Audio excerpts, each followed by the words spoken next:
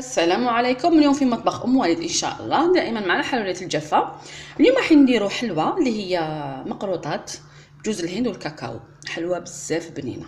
واش راح نحتاجوا في هذه الوصفه للعجينه؟ راح نحتاج 250 غرام تاع لا مارغرين، 3 مغارف كبار تاع الكاكاو، مغرف صغيره تاع لافاني بودره ولا ليكيد كما حبيتي، كاس تاع السكر كلاصي، الكاس اللي يرفد 240 مليلتر، كاس تاع النشا مايزينا، وكاس تاع نواه كوكو اللي هي جوز الهند، واحده خميره الحلوه وزوج حبيبات تاع البيض. نبدا مباشره طريقه التحضير. اذا ندير السكر كلاصي مع الزبده، ودائما لا مارغرين تكون طريه يعني درجه حراره الغرفه. نزيد لها لافاني، زوج حبيبات تاع البيض تاوعي نديرهم. هذه هي طريقتي في الحلوه، يعني ندير كلش مع بعض ومن بعد نخلط.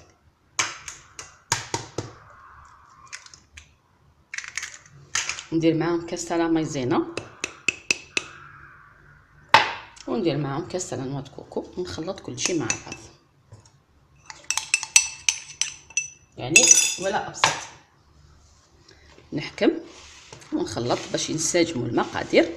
وهذيك لا نواه كوكو تاعنا تطلق البنه تاعها، يعني كي تخدميها بيدك باش العجينه تاعنا راح يجي فيها البنه تاع جوز الهند. اذا نخلطوا مليح. كي تكون مارغرين طريه راح تجي العمليه سهله في الخدمه تاعنا بهذه الطريقه. اذا ندير الكاكاو تاعي دائما نغربلوه، بسم الله، بهذه الطريقه كيما رانا نشوفوا باش نحيو هذوك لي غرومو.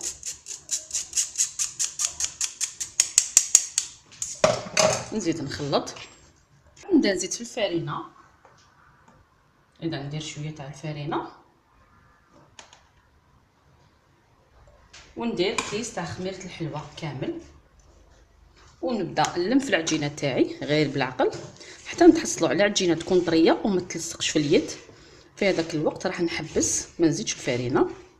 كاين الاخوات يسقسوني يعني شحال ندير الفارينه، ما نقدرش نعطيكم الكيل بالضبط تاع الفارينه لانه كل وحده والفارينه تاعها وكل وحده والكاس تاعها. ندير الفارينه تاعي ونلم.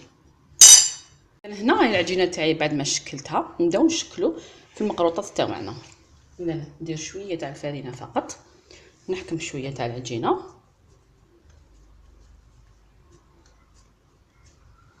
ونبدا نخدم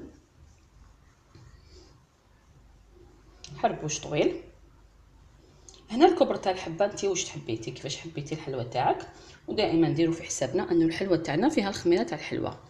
اذا راح تقطعني راح تخمر. نقطع مقروطات بهذه الطريقه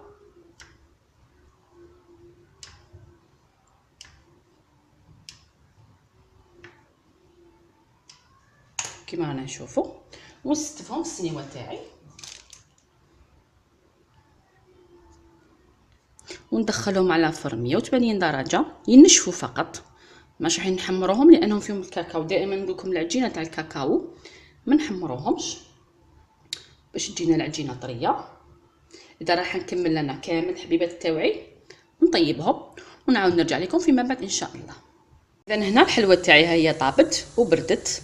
عندي كميه تاع جوز الهند هنا للتزيين، وعندي هنا المربى معجون تاع المشمش. هنا واش نديرو هذا المعجون تاع المشمش، راح نزيد له شويه تاع الماء زهر باش يولي جاري. بعد واش ندير، نحكم الحبه تاع الحلوه تاعي نديرها في المربى هذاك اللي يكون جريته، ما نديروش جامد، ونديرو في جوز الهند، نرمدو مليح في نواه كوكو ونعملو في لي كيسات مباشره. ها هي الحلوه تاعي واجده. اذا نزيدو الحبه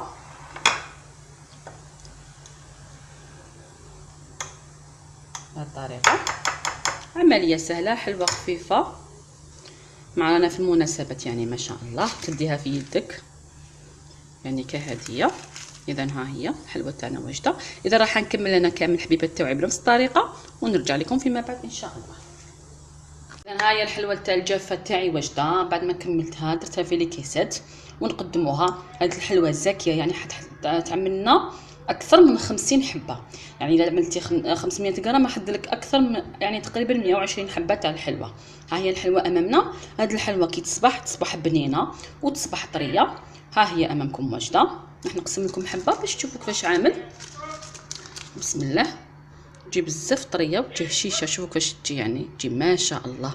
بنت لانوات كوكو خاصه اللي يحبوا لانوات كوكو راح تعجبهم بزاف هذه الحلوه. وإلا عجبتكم الوصفه تاع اليوم ما عليكم غير ديروا جيم لا فيديو، تشاركوا في القناه حتى يصلكم الجديد، والى الملتقى ان شاء الله مع وصفه جديده والى اللقاء.